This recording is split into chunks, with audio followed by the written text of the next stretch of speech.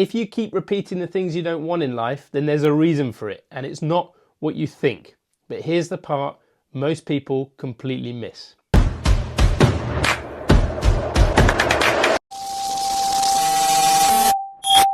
Hi, I'm Mikey. I talk about why life patterns repeat and how to actually change them. Your behaviour isn't random, it's not a character flaw, it's not about willpower. Every single thing you do repeatedly is the direct output of a belief system running underneath. And most people spend their entire lives trying to change the behaviour without ever touching the belief that's creating it. Have you ever noticed how you can white knuckle your way through a change for a few weeks, maybe a few months, then slowly drift back to exactly where you started? You blame discipline, you blame motivation, you blame circumstances. Here's what's actually happening. You're trying to override a belief system that hasn't changed. You're fighting against your own identity. Your nervous system is pulling you back to what feels familiar because familiar feels safe, even when it's not serving you. You are not broken. You're repeating a pattern, and patterns don't change until the belief underneath them does. And once you start seeing that, you realize this isn't just happening in one area of your life. It shows up everywhere. Watch someone's behavior for a week and you'll know exactly what they believe about themselves. The person who procrastinates believes action is dangerous. The person who people pleases believes their worth depends on approval. The person who self-sabotages believes they don't deserve success.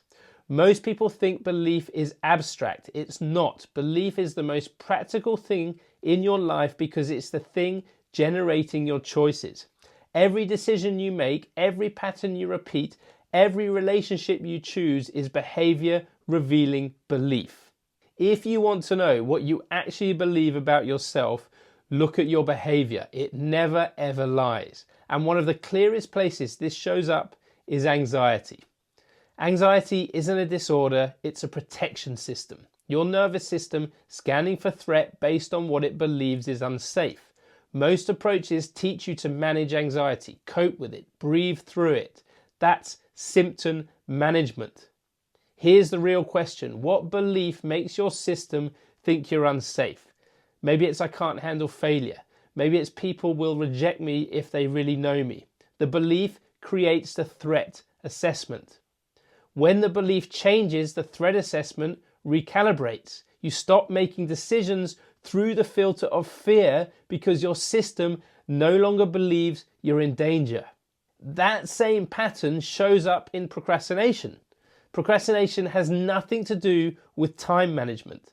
It's identity protection. When your identity says, I'm not someone who can do this, delay feels safer than failure. Your system would rather keep you in limbo than risk confirming the belief that you're not enough. Present bias kicks in. The brain prioritizes avoiding immediate discomfort over long-term gain. But underneath the bias is a belief about who you are and what you're capable of. Change the belief about your competence and action becomes unified with identity. The resistance dissolves because there's nothing left to protect against. And it doesn't stop there. It shows up in overthinking as well. Overthinking isn't analysis, it's paralysis. When you don't trust your own judgment, every decision becomes a threat. Your brain gets stuck in a loop trying to find certainty in an uncertain world because the belief underneath it is, I can't trust myself. The nervous system hates uncertainty. When identity feels unstable, so you overthink, research endlessly, seek more options, anything to avoid the risk of being wrong. When you trust your judgment, decisions become clean. You make them quickly because you believe in your ability to handle whatever comes next. The same thing is happening when you experience self-doubt. Self-doubt isn't humility, it's a filtering system. When you believe you're not competent, your brain deletes evidence of your success and amplifies evidence of your failures. You attribute wins to luck and losses to character flaws. The belief creates a lens that only shows you information that confirms what you already think about yourself. You could have a string of successes and still walk away convinced you're inadequate. Change the belief and competence becomes your default self-perception, not the exception. You start seeing evidence that was always there. And it shows up very clearly in relationships too. You don't choose the same type of person by accident. You recreate familiar dynamics because your nervous system treats familiar as safe, even when it's harmful. Most people think they have bad luck in relationships. They don't. They have consistent beliefs about what they deserve, what love looks like, how safe intimacy feels. The belief system keeps drawing them back to people who confirm what they already think. When the belief shifts, new relationship patterns feel safe. You stop choosing familiar and start choosing healthier. And when you zoom out, you see this pattern across your entire life. Every cycle you're stuck in has the same structure. Motivation gets you started, discipline gets you moving, then slowly you drift back to default. This isn't a willpower problem. Your system defaults to the path of least resistance. One slip triggers the what the hell effect. Full regression because the identity hasn't actually shifted. You're trying to maintain behavior that doesn't match who you believe you are at core level. Change the identity and the new behavior becomes the default. You're not fighting against yourself anymore. You're living in alignment with who you've become. At the core of all of this is one simple mechanism.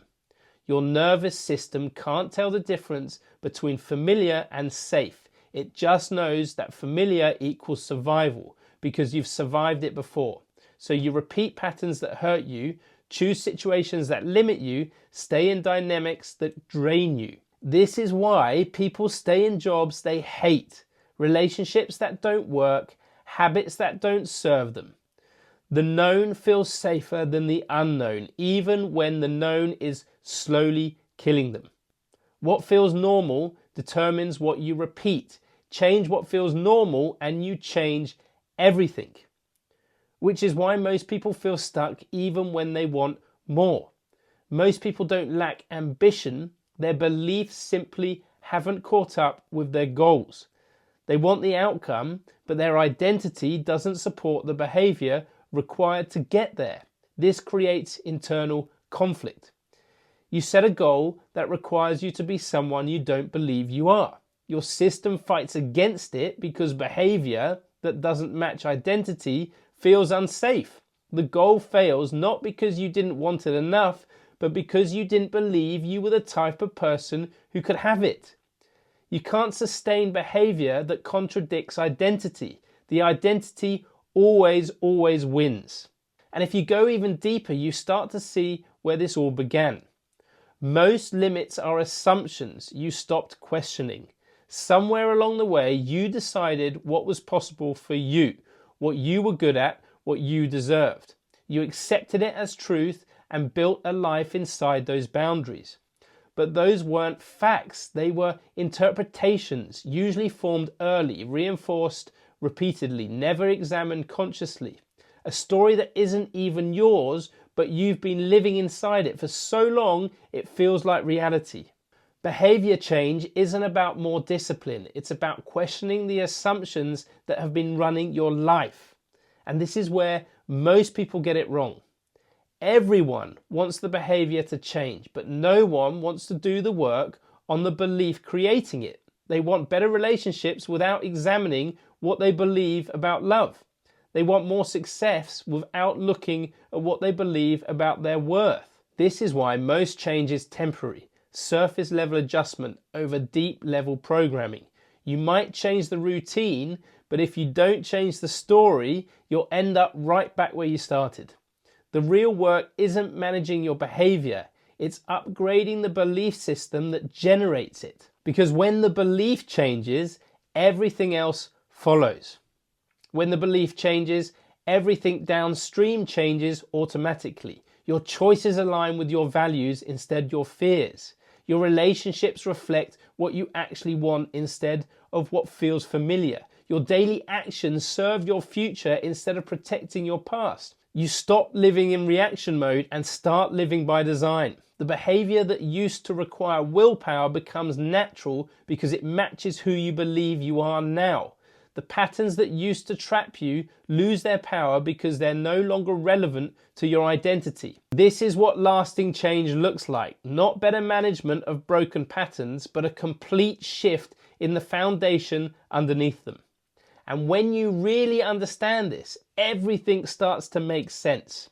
The behavior you see on the surface is never the real problem. It's just information. It's your system showing you what it believes to be true about you, about the world, about what's safe and possible.